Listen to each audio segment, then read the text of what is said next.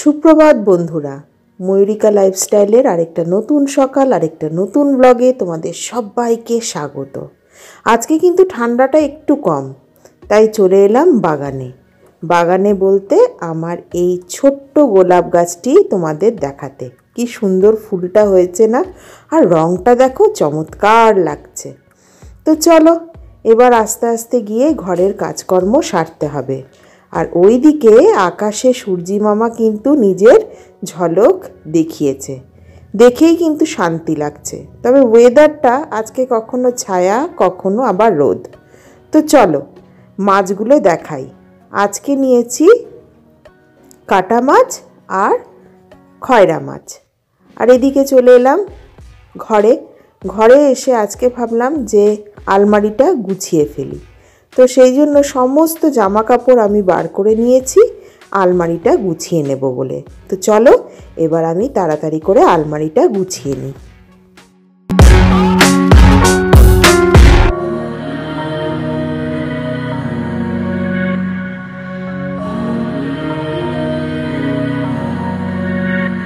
যদি পঞ্চ না খোলা হয় তাহলে কিন্তু ঠান্ডাও যাবে না। ঠান্ডা গেলেই পঞ্চ খোলা হবে। ও আচ্ছা আচ্ছা, তাহলে এখন যাবে না, সরস্বতী পুজোর পর। মোটামুটি তাই তো শুনছি আবার কালকে বৃষ্টি হবে না বৃষ্টি, আর আমাদের এখান থেকে কেটে গেছে, আবার কলকাতার সাইডে কলকাতা আজকে হওয়ার কথা। চলো রান্না আমি শুরু করে দিলাম, মাছ ভাজছি। তো চলো আস্তে আস্তে মাছটা ভাজি, আর মাঝে মাঝেই বাইরেটা এসে দেখছি যে সূর্য ভালো করে উঠেছে কিনা।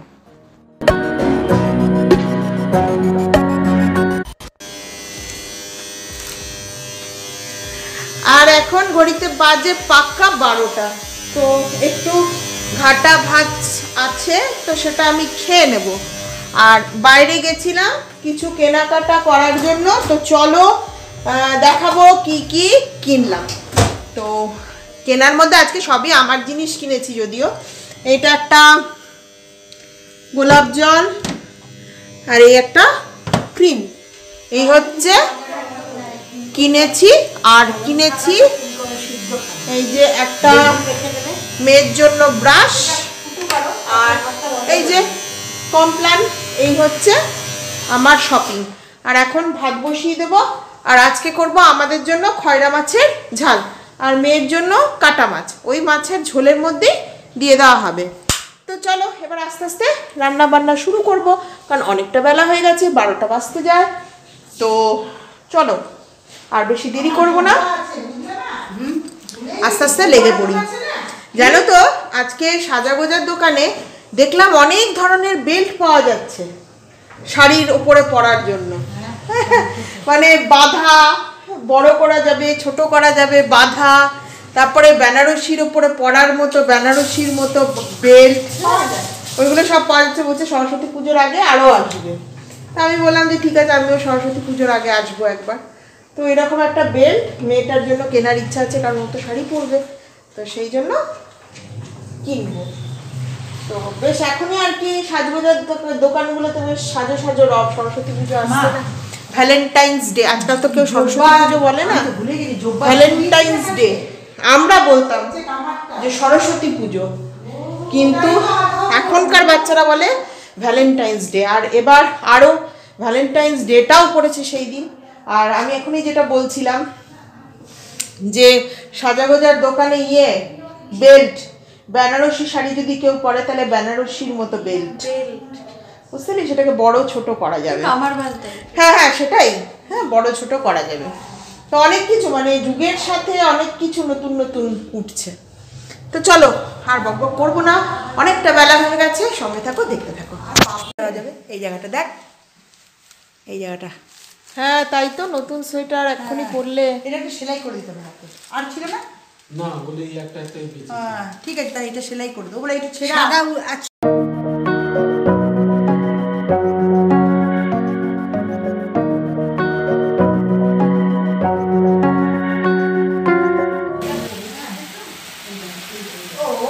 এই যে আমার সর্ষে পোস্তর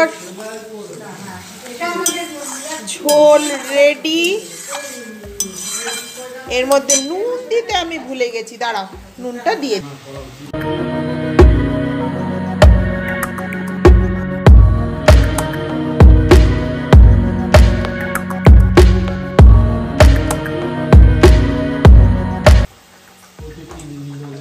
আজকে রাত্রের জন্য করব চিকেন তড়কা।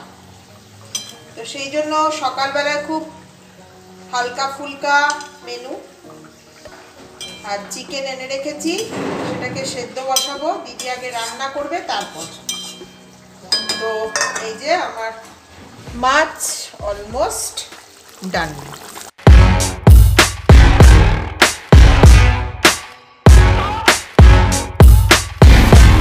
আর এর মধ্যে দেব এই যে ধনেপাতা কুচিয়ে রেখেছি, সেই ধনেপাতাটা দিয়ে দেবো। আর এই যে চলো, এই বললাম যে তড়কা করব বিকেলে, তো সেই জন্য এই যে আমার তড়কার ডাল ভেজানো ছিল, এই যে তড়কা রান্না করব। প্রেশার কুকারে সিটি দিয়ে রেখে দেব, কারণ সকালবেলার দিকে কড়াইটা যদি মেজে নেওয়া হয় তাহলে সুবিধা হয়। জানি না এবার আমি সময় পাবো কিনা। আমি যদি সময় পাই তাহলে রান্না হবে, আমি যদি সময় না পাই তাহলে বিকেলে রান্না হবে, এই হচ্ছে ব্যাপার। তো চলো এবার আস্তে আস্তে, কারণ এখন তো দুটো গ্যাসেই লাগানো আছে, একটাতে মাছ হচ্ছে, একটাতে ভাত হচ্ছে, তারপরে দিদিও তো রান্না করবে, তো সেই জন্য একটু প্রবলেম আছে। চলো সঙ্গে থাকো। গুড ইভিনিং, এখন বাজে 6:10 আর আমার বিকেলের কাজকর্ম মোটামুটি হয়ে গেছে, আর রুটি করাও হয়ে গেছে। তো চলো এবার বিকেলের কিছু কিছু কাজকর্ম যেগুলো আছে, চা, তারপরে বিকেলের টিফিন, এইগুলো তো করব। তো সঙ্গে থাকো, দেখতে থাকো। এখন ঘড়িতে বাজে কাটায় কাটায় 6:40। এখনো পর্যন্ত কিন্তু আমার চা খাওয়া হয়নি। চা করব, কারণ কি দিদি ওইদিকে রুটি করছে, ওর রুটি হয়ে যাক তারপরে চা করব, তারপরে গরম গরম চা খাবো। শীতকাল মানেই গরম গরম চা। আর আজকে আমার সোনুবুড়িকে স্কুল থেকে প্রাইজ দিয়েছে, ড্রয়িং কম্পিটিশন হয়েছিল ওদের স্কুলে, তো সেই প্রাইজটা আজকে দিয়েছে। যাও সোনুবুড়ি, নিয়ে এসে দেখাও কি পেয়েছো। তো চলো একটু দেখি যে ও কী পেয়েছে প্রাইজে। ড্রয়িং কম্পিটিশন ওদের ছিল, তো তাতে প্রাইজ দিয়েছে। তো তোমাদেরকেও দেখাই যে ও কী প্রাইজ পেয়েছে। তো এখান থেকে সব রাখলাম। তো প্রথমে পেয়েছি স্কেল,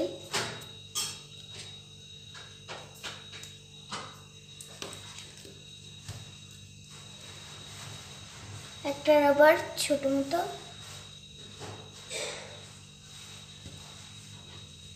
আর একটা পেন। তো এই হচ্ছে ওর প্রাইস। তো চলো আবার চায়ের কাপ নিয়ে আড্ডায় আসছি।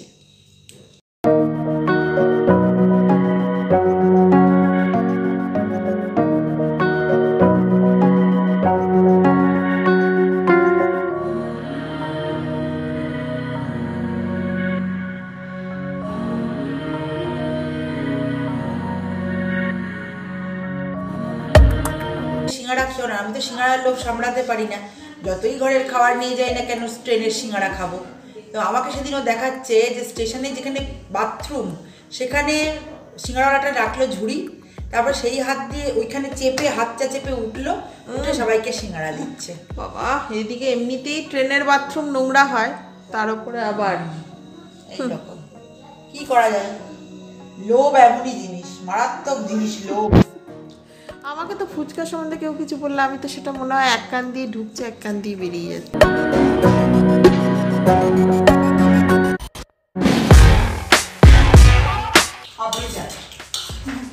দিদি আনিয়েছিল ছোলা সেদ্ধ মাখা, যেটা ও খেতে পারেনি, এত ঝাল, এত ঝাল বানিয়েছে যে ঝালের চোটেও খেতেই পারিনি, এদিকে কষ্ট করে আনালো। তো যাই হোক, আমি মিষ্টি চা দিয়ে এটা খাবো।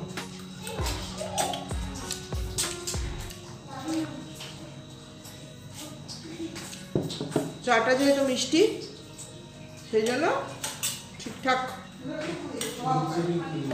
মিলে যাচ্ছে।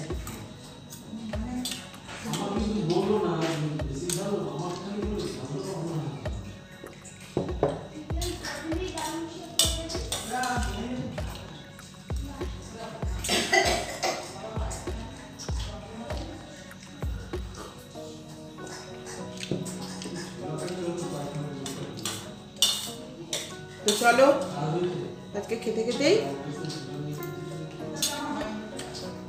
ছোট্ট ব্লগটা শেষ করছি। কালকে একটা নতুন ব্লগ নিয়ে